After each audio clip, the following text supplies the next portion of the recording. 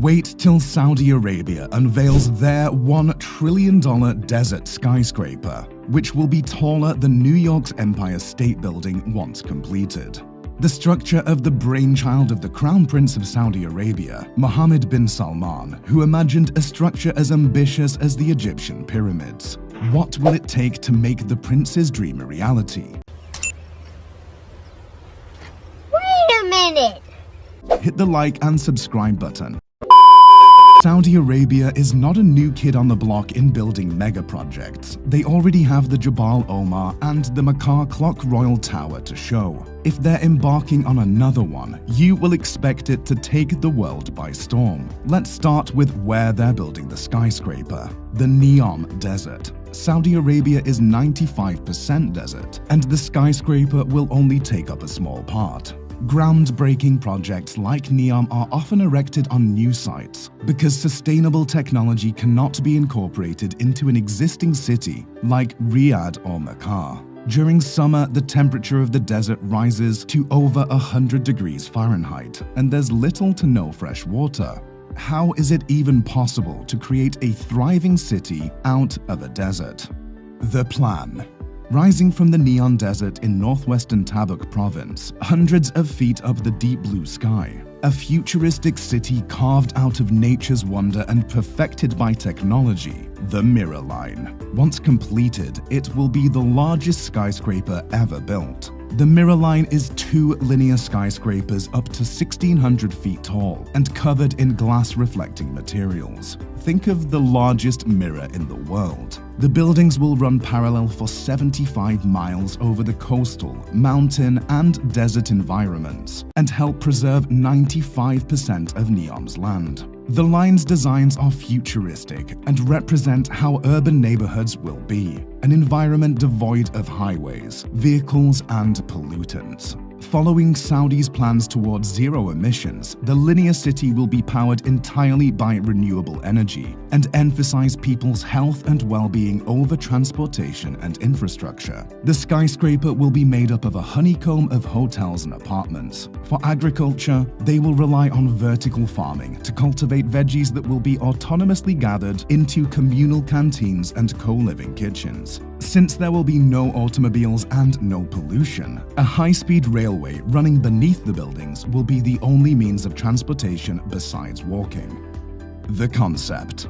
A linear city concept like the Mirror Line is nothing new or strange. It has profound origins in urban design. It was conceived as a solution to the problem of accommodating an expanding industry and the people who work in it.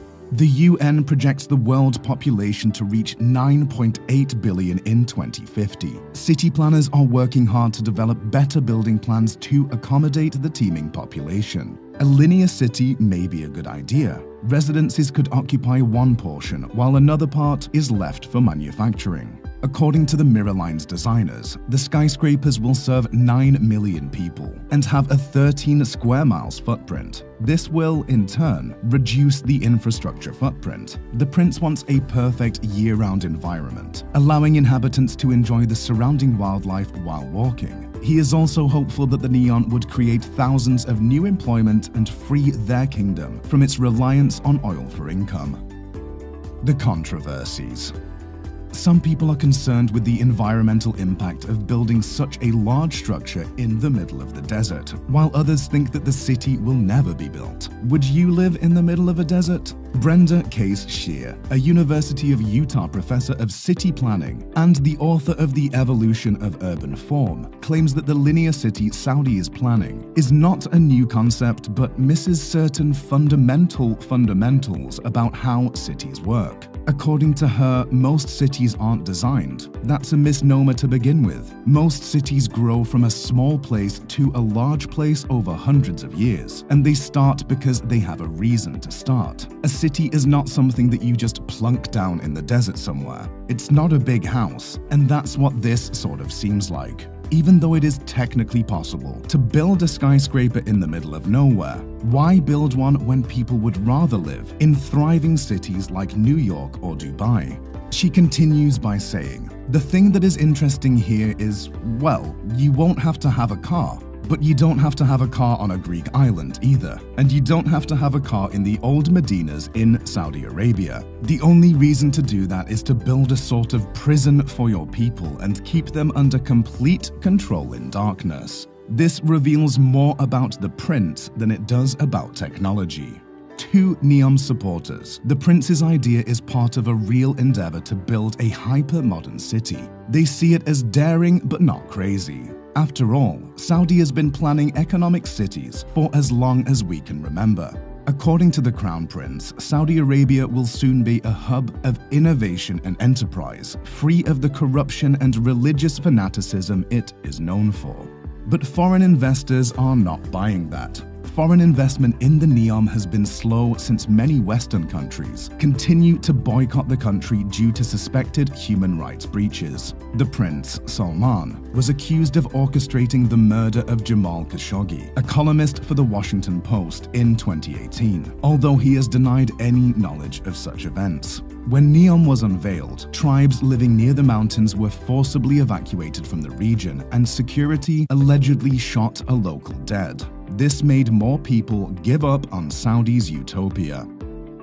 Can Saudi Arabia build a $1 trillion skyscraper, or is this a pipe dream?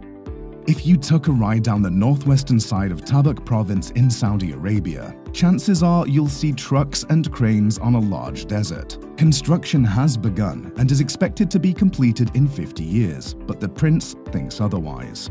To him, the project has to be completed by 2030, in line with Saudi Arabia's Vision 2030. But Neom's rough track so far implies that the prince's urban fantasy may never be realized. Builders and urban planners are still struggling with several issues, like the migration of animals and birds, and how to cope with the structure's influence on groundwater flow.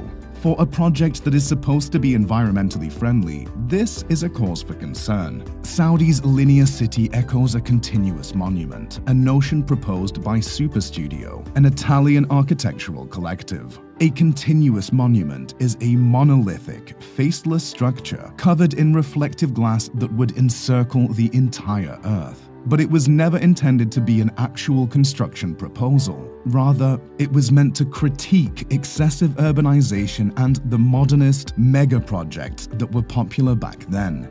No one thought that the crowned prince of the Saudi Arabia kingdom would be so fascinated by it, even to consider building it.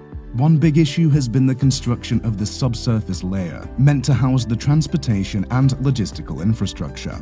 Neom employees say that there would be abnormal upfront infrastructure expenditures arising from linear design. Nonetheless, they are working around the clock to complete the line and move forward with other projects, but attempts to move the indigenous occupants of the Neom site, who have lived there for centuries, have been difficult and resulted in a gunfight at some point.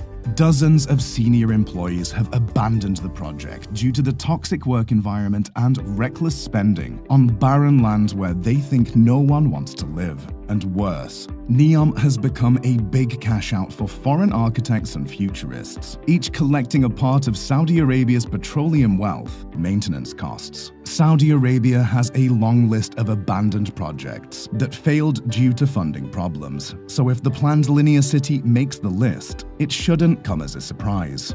Who wants to live in the middle of nowhere? Building a new city is not enough. What about the occupants? It's not a city if no one lives there. It's like plucking humans off their natural habitat and dropping them off somewhere to fight for survival. What about the environment? You could pull down hundreds of old buildings and erect a new city and get applauded for it. But when you stake billions of dollars into a desert, the whole world will raise eyebrows. It's a desert for a reason. It's nature's work. How do you keep the temperatures cool during the summer when temperatures reach over 100 degrees Fahrenheit?